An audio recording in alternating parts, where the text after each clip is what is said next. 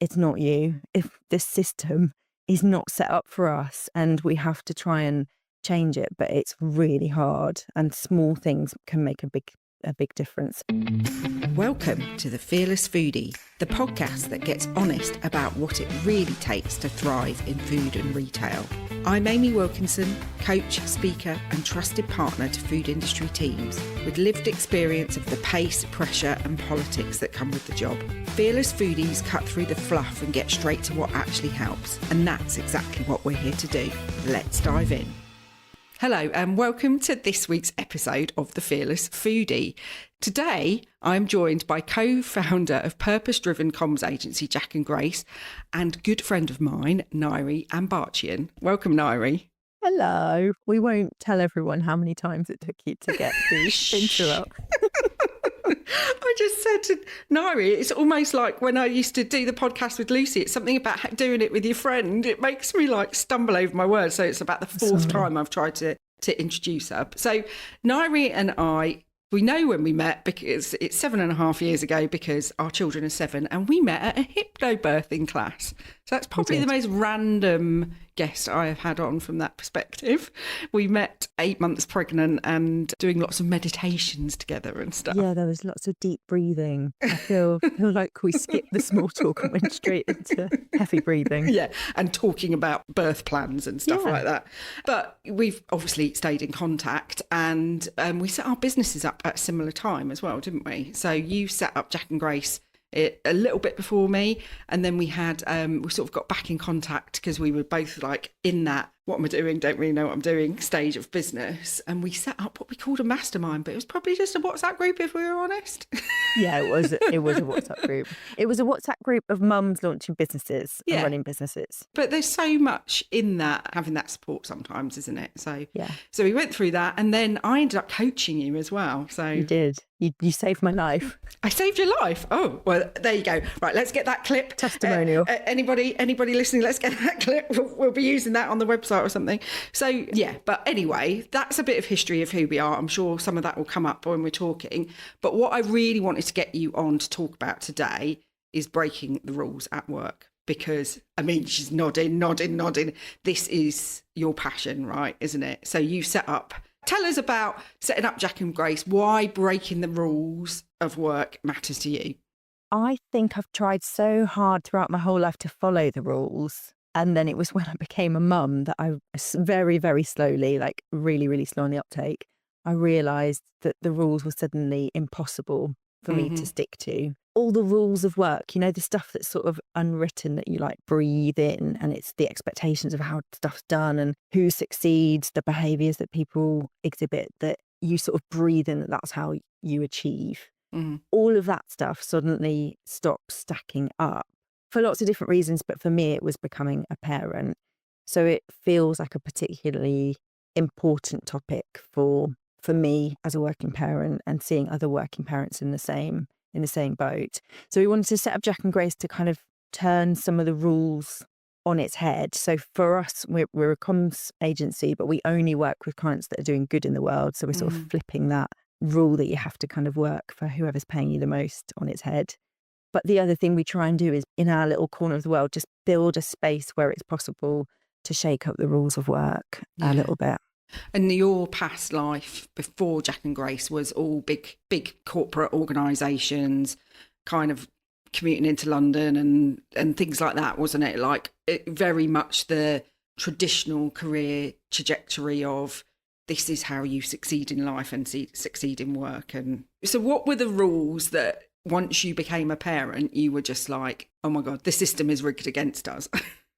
Some of the rules are stuff like working hours. So the norm that jobs are full-time, we offer all roles part-time as standard. So you can work full-time for us, but you have to ask just to sort of flip that norm on its head. So you have to apply to not have flexible working. Yeah, not flexible. Lots of people that run organisations look at me like I'm mad when I say we offer all roles part-time. But the thing I think is really mad, one of these rules that we've forgotten even is a rule, somebody invented this, it doesn't just exist, is 37.5 hours a week is a full-time. Like, that specific number, that is the exact right number of hours that a full-time job should take. Yeah. No one questions it. Yeah. To me, that is the actual mad thing. But we Mm. sort of breathe in all these rules. I always think of them as like microplastics. They're just existing, living inside us, and we don't even realise. Yeah. And it takes a change sometimes to make you realise you're Yeah. just surrounded by all these rules. Yeah. Obviously, you talked about that becoming a parent was part of what helped you.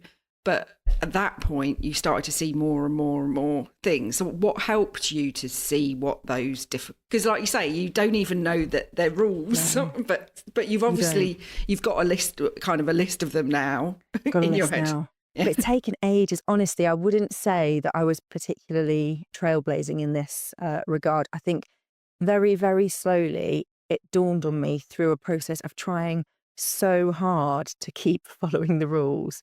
And it was impossible. You know, nursery and school hours are what they are, Yeah. and work hours do not fit.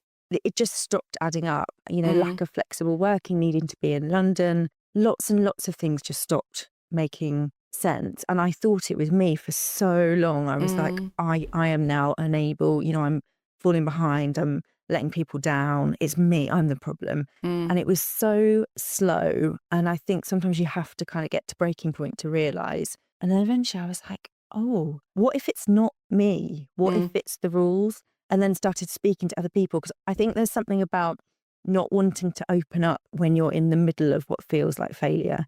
And it's only when you sort of have a bit of a realisation that you're brave enough to talk to other people. Yeah. And then I realised it's not just me. And then I was like, it's the blooming rules. Yeah. And I think those moments of pause, because I'm assuming you had I know you had a maternity leave, you know, so there's almost those moments of pause that start to make you question things. And I know for me, my business, I set up a little bit after you, but it was lockdown that did it for me. It was devastating for a lot of people. I don't mean to sort of do a disservice. Yeah, loads of bad sides, but there were some positives. Yeah. And for us, it was a leveller, because suddenly, you know, everyone was at home. Everyone had children around, and it wasn't unprofessional anymore. So I do think it closed the gap on some of this stuff. Yeah, and has probably helped. And do you think, are you seeing that that's being sustained?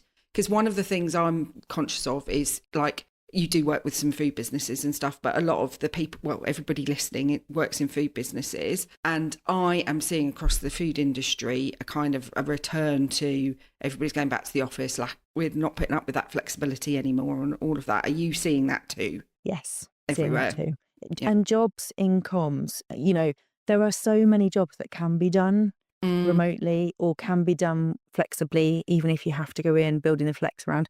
But so many employers just not seeing that, and they're so fixed on the way that people should work. And your whole team are remote, aren't they? Yeah, our whole team are remote. We have spaces for people who like to be away from home and it just doesn't work for them. They use co-working spaces. So it's kind of each to their own. Yeah. And I think that's, and obviously I've coached you, but I've also worked with some of the team as well, like in the early days of the business. And I think there's something, isn't there, in that, in the old world, in the rules world, everybody has to fit to a certain mould. It's like you're either in the office or you're not. And we will give everybody flexibility, but it will be within these specific rules. Whereas your attitude is very much, as the individual, what do you need as a person? Yeah. We look at it as the other way around. And being completely honest, sometimes that completely throws people. And I think this is some of the stuff, you know, you've coached people in our team on, okay, what does that mean? Because it can be quite terrifying. Some people love it. Yeah, some people need rules or want rules. Yeah. And rules, figuring out the rules that are productive and positive are great. Like, I'm not anti-rule. I'm just anti-rules made up by straight, white, powerful public school men from like the 70s and 80s that we forgot realising they were rules. Like, it's time to challenge some of that rubbish. Yeah. So it's not about breaking rules for the sake of breaking rules or just wanting to be rebellious or any of that. It's actually just questioning, are these still the right things for us? Because I know one of the things that you did was, and it was quite a popular thing that people were trying a couple of years ago, which is you can have unlimited holidays, and it didn't work, did it? It did not work. We had to Tell me repeal. why. Was nobody ever at work, or? Opposite. Okay. It's the opposite thing. I think most people want to come to work and do a good job and work hard. Mm. And if they don't, that's a kind of separate thing that you need to address. But what we found is people weren't taking leave, so they weren't getting the breaks that you need. So we had to chuck that one back out of the window. We thought we were being really cool. Yeah, it's Generous. funny, isn't it? Doesn't work. Well, and it shows how ingrained those unwritten rules are in our heads. Because actually, if you ask somebody out loud, they'd be like, oh yeah, like I totally want to take as much holiday as I can. But the reality is we get so stuck in the day to day, and actually you have a duty of care as an employer to look after people's well-being. So actually the rule or the breaking of rules that you put in place there was detrimental. So you brought it back in and said, actually, we are going to have a rule. Yeah. Some of the rules are good and some of them aren't. And it's noticing them and figuring out which are the good ones. Yeah. And I know, I'm like careful of how I say this because I'm not going to break client confidentiality at any point. But I know that for you, and obviously we can edit out if I say too much, it was quite a process for you to let go of some of that baggage and the rules. I would say that a really easy bit is getting excited about shaking up the rules, writing new rules, bringing them in. The hard bit is living them. And it's never, you need the policies and stuff. You need that sort of written down commitments. But the thing that trumps all else is culture. Because unless you have, particularly for us, when we have fully flexible working, like as elastic as you can possibly get is how we work, and part-time is standard. If the culture isn't there to support the policy, it won't work. It just doesn't work. You know, if the policy says flexible working, but then everyone tucks when someone needs to go and do the school run, that's not working. Yeah. You have to have the culture first and then the policies in. But I have set up a whole business to enable work to work for working parents. And I still feel guilty when I leave to do school run. What kind of mad brainwashing is that? That's absolutely mad. It's really hard. We've been so indoctrinated, I think. But you do it and you make sure you do it visibly because I think that's part of it in the leadership role that you're in, isn't it? Actually, I would be doing my team a disservice if I didn't go and pick my child up from school. Yeah. Yeah. I'm now starting to feel guilty that I'm not doing the pick-up. I'm not on pick-up duty today either, and we should not feel any guilt. No, it's ridiculous, isn't it? But I think even just this conversation for people listening to just bring that into their own awareness that there are these things and we put them upon ourselves to a degree, but that is because I always feel like I have to say that out loud, particularly when I do a lot of stuff with women in food. I help women overcome things like the imposter syndrome and stuff like that. But I don't want women to think that I am saying that they are the problem and that we have an awareness. And with that awareness, we have a choice of, what we want to do with that. But the system and the rules of the system are what have made us believe those things about ourselves. And continue to. All right, time to give a quick shout out to the people making this podcast happen. These are the brilliant sponsors backing bold, fearless conversations like this one. Let's hear from them. Ensuring food safety and quality is crucial. That's why businesses trust Microsearch Laboratories, part of the IFP Labs group. UCAS accredited Microsearch offers microbiological, nutritional and allergen testing for food, drink and water, delivering fast results and expert support. With over 30 years of experience, trusted by leading manufacturers and retailers, and a commitment to sustainability, Microsearch is your partner in product safety. Visit micro-search.co.uk to learn more.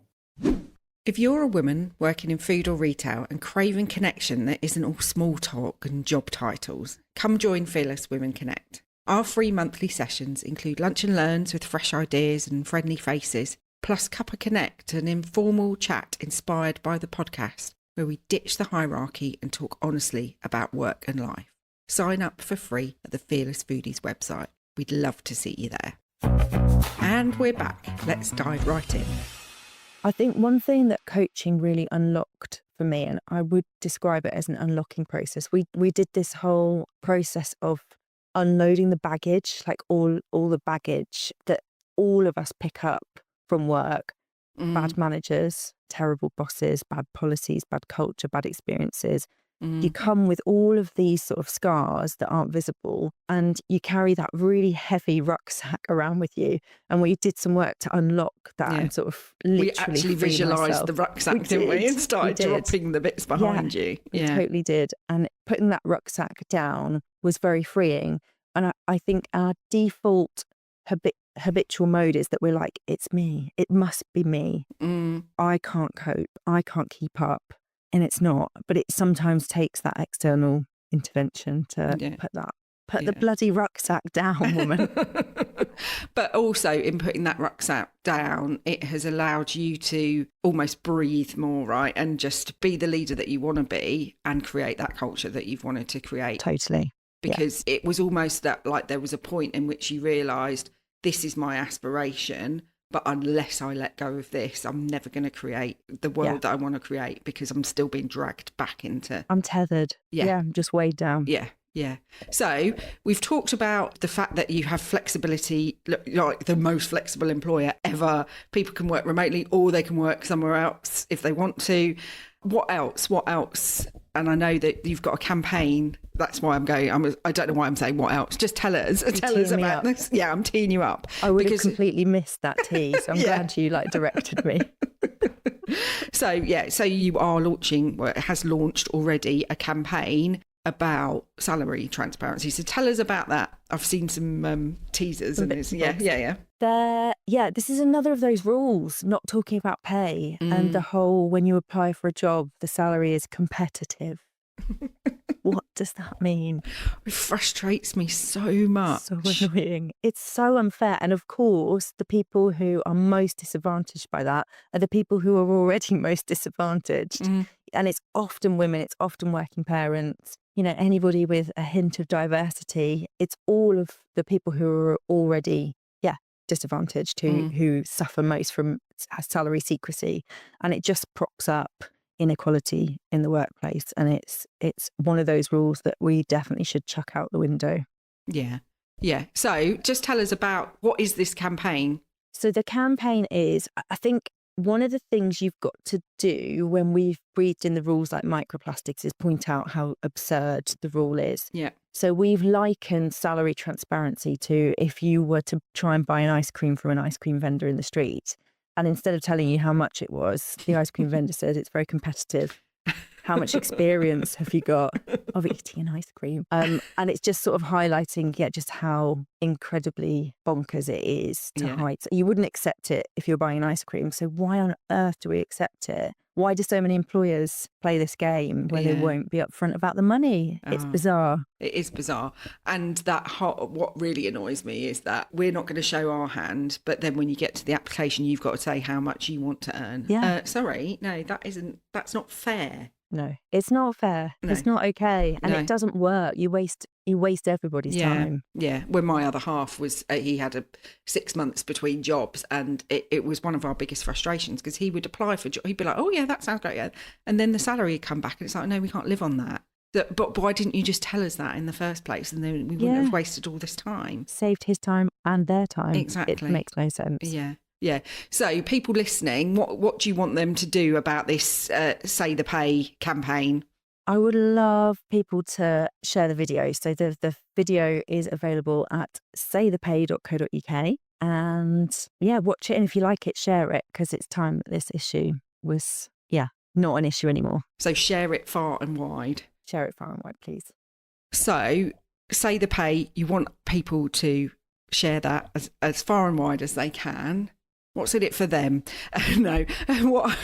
What's in it for people listening to this episode is kind of where I'm getting at, is what do you want people to take away today? Like, you're here, you're a leader of a business or co-founder of a business, and that's within your control that you can change the rules within your business. But what do you want people that are running their own businesses? There'll be people listening that are in tiny businesses, startups, where it's almost easier to break those rules. And then there's going to be people listening that are in big corporates. So can you just tell them all what to do, basically? No Honestly, pressure? No. I think this is the thing. I had to leave and set up my own business because I'd battled the rules and it hadn't worked. The will wasn't there. Yeah. But I suppose my main message is if you're feeling like you're not thriving and you're surviving just about, it's probably not you. And that's the number one realization that has unlocked a lot for me. Notice those rules. There are some common ones, but every workplace will have different ones. Notice them, remember that it's not you, and do what you can to shift them. And I know that's not always possible, but I'm a big fan of I think it was Roosevelt that originally said it, the whole do what you can with where you are. Don't try and do everything. Don't aim for perfect, just little changes. But I think the number one thing for the sanity, if there are any fellow mums or fellow parents listening, it's not you. If this system is not set up for us and we have to try and change it, but it's really hard. And small things can make a big difference. So no, I haven't got any transformational tips, but the big thing was realizing. Yeah, I think that is the transformational bit, going, actually, it's not me. The system is rigged against me. I'm doing everything I can is really, really powerful in itself. And I'm thinking about, even in big organisations, because big organisations, there are some out there that have got a little bit of a will. But even those that don't, I'm thinking about some of the people I've coached and stuff where they've set up a women's group within it, or a menopause group or whatever. There are little steps that you can take, and I think it's coming back to what is it within your control. And actually that mindset of I have to feel guilty for leaving at a certain time is one of the things that's within your own control, isn't it? It's yes. It doesn't always feel like it, but it is. But you've got to do the work to kind of go, do you know what? It's okay. You really do. Yeah. And put those boundaries in place. I think that's one of the bravest things that we can do in business, is to release ourselves from all of that and do the hard things, which can be as simple as saying, I'm leaving work now because I need to go and do the school run, and you won't see me again for the rest of today. And just doing it and modelling that for other people, blocking time in your diary when it's sports day. I think the unwritten rule, you have to pretend not to have children, and you have to pretend that school's not sent you 15 emails about PE kit. Can the police bring in a plastic bag and a stick tomorrow because we're making I think we have to be more visible as parents, and that is actually in itself quite a radical act. Yeah. And I do wonder because I think it's not just parents, I think there's other things that can affect your life and the need for flexibility and stuff like that. I wonder whether, I did an episode with Lucy on the old podcast about Gen Z and, a much better, in my view, attitude to work, that there's a new generation that are coming through and going, do you know what? I'm not going to flog myself to death. And effectively, we're going to have to change the rules because we're not going to be able to attract the talent.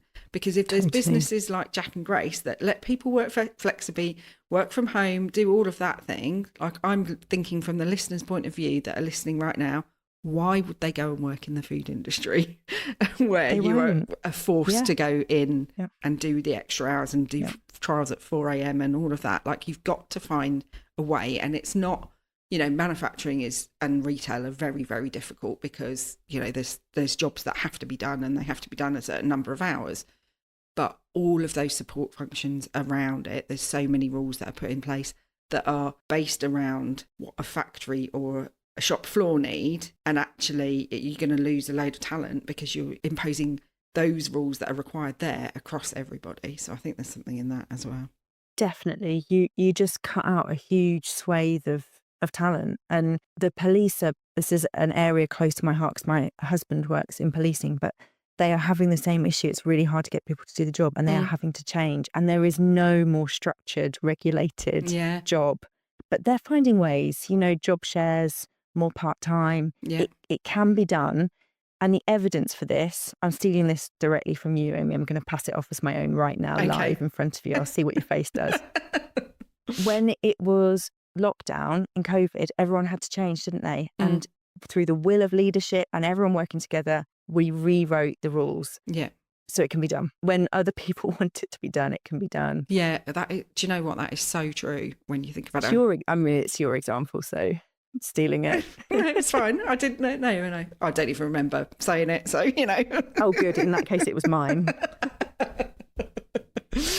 Nyree, it's been a really, really helpful conversation. And if nothing else, I want people to take away from this, if they are what you said about if you feel like you are the problem, you're not necessarily the problem. Like, actually, the system is the problem, the rules are the problem.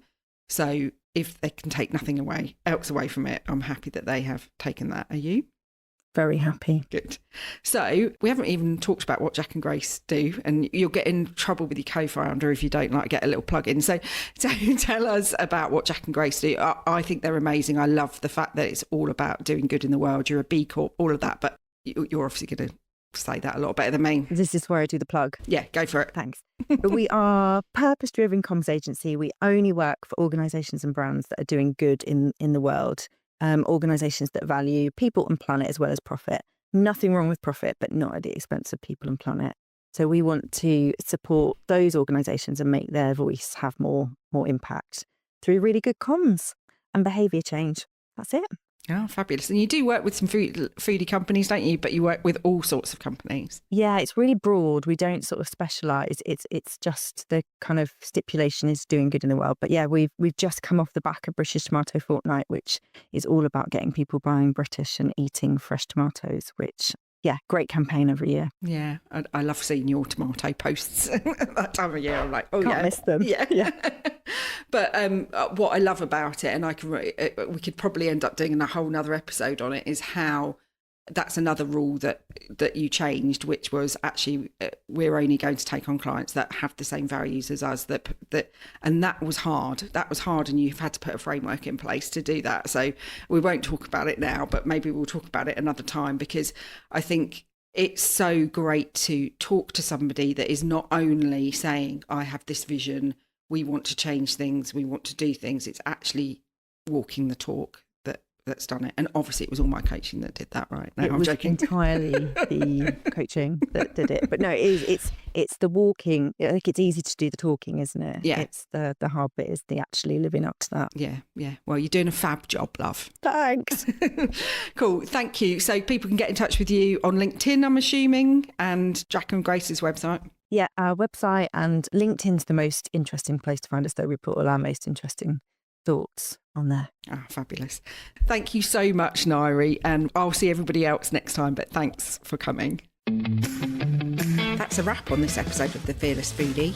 If it hit home, subscribe, leave a review and share it with someone who's ready for less fluff and more real talk. And if you're ready to build a bolder, braver, more brilliant team, come find me at fearlessfoodies.co.uk. Until next time, be bold, be brave, be fearless.